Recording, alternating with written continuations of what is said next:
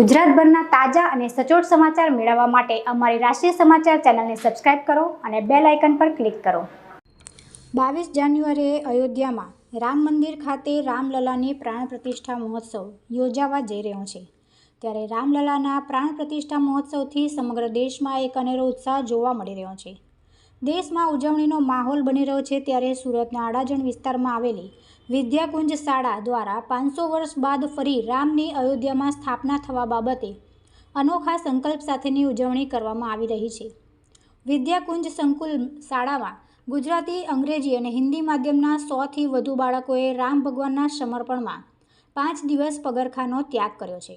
રામ ભગવાન દ્વારા 14 વર્ષનો વનવાસ વગર પગરખાંએ કર્યો હતો અને આ વનવાસ પૂર્ણ કરી તેઓ ફરી અયોધ્યા આવ્યા હતા। મહેશભાઈ, પ્રાણ પ્રતિષ્ઠા મહોત્સવ છે, કેટલો આનંદ, કેટલો ઉત્સાહ। વિદ્યાકુંજ સંકુલ અડાજણ ખાતે રામોત્સવ છેલ્લા 5 દિવસથી ઉજવાઈ રહ્યો છે।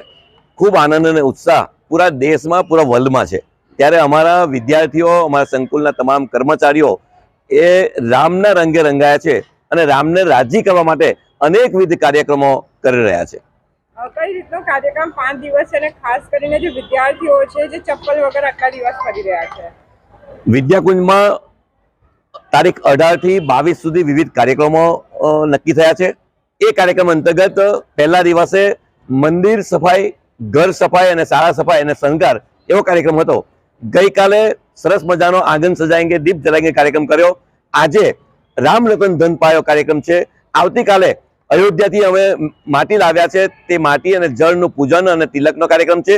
ખાસ કરીને વિશેષ તો મારા વિદ્યાર્થીઓ જે વ્રત લીધું છે, મેં જ્યારે નક્કી કર્યું કે 17 તારીખથી 22 તારીખ સુધી હું બૂટ નહીં પહેરું, ચંપલ નહીં પહેરું, અન્ન નહીં ખાઉં, આવા નિયમો લીધા, ત્યારે એનાથી પ્રેરાઈને અમારા વિદ્યાર્થીઓએ પણ પોતે 4-5 દિવસ ચંપલ નહીં પહેરે, મોબાઈલ નહીં અડકે, સાથે સાથે અન્નનો બગાડ નહીં કરે એ માટે એ પોતાની થાળીમાં ભલે ગમતી વસ્તુ નહીં હોય તો પણ ખાઈ લેશે, અન્નનો બગાડ નહીં કરે એવો સંકલ્પ કર્યો છે ને એ નિયમ આધારે એ લોકો અત્યારે વ્રત પાળી રહ્યા છે। સાથે સાથે મોબાઈલ નહીં લેવો અને સ્વચ્છતાને કાયમ જીવન મંત્ર બનાવો એવા અનેક પ્રકારના મારા વિદ્યાર્થીઓ પણ આ પ્રેરણા લઈને રામને રાજી કરવા માટે આવા વ્રત લીધા છે। આવતીકાલે જ્યારે સોમવારે જ્યારે રામ ભગવાનનો પ્રાણ પ્રતિષ્ઠા મહોત્સવ છે, ત્યારે તમારે ત્યાં કઈ રીતનો કાર્યક્રમ રહેશે? શાળામાં લાઈવ પ્રસારણ, જે સ્કૂલ ચાલુ છે ત્યારે લાઈવ પ્રસારણ પણ કરવાના છે અને વિદ્યાર્થીઓ પોતાના ઘરને તે દિવસ સજાવે, દીવડા પ્રગટાવે અને સાથે સાથે બપોરના સમયે આરતી કરે અને લાઈવ પ્રસારણ જુએ એવી મેં દરેકને અપીલ કરી છે ને એ માટે અમારા વાલી મિત્રો અને બાળકો તૈયાર છે। અને બાળકોના જીવનમાં બદલાવથી કેટલા ખુશ છે વાલીઓ?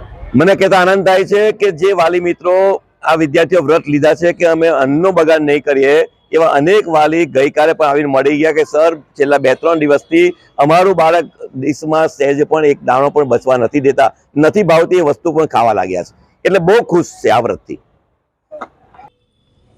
ત્યારે તેવો જ માહોલ અને ઉત્સાહ ફરી જોવા મળી રહ્યો છે, જેને લઈ વિદ્યાકુંજ શાળાના વિદ્યાર્થીઓ દ્વારા રામ ભગવાનના સમર્પણમાં પોતે પગમાં 5 દિવસ સુધી પગરખાં નહીં પહેરી ત્યાગની ભાવના સમર્પિત કરી છે।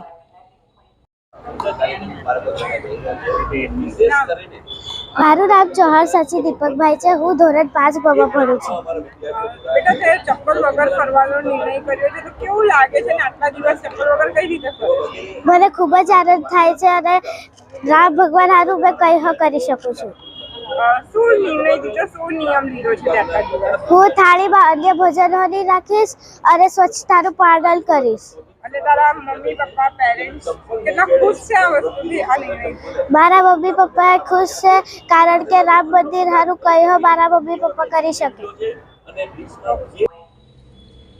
તુલસી શર્મા સાથે રાષ્ટ્રીય સમાચાર, સુરત।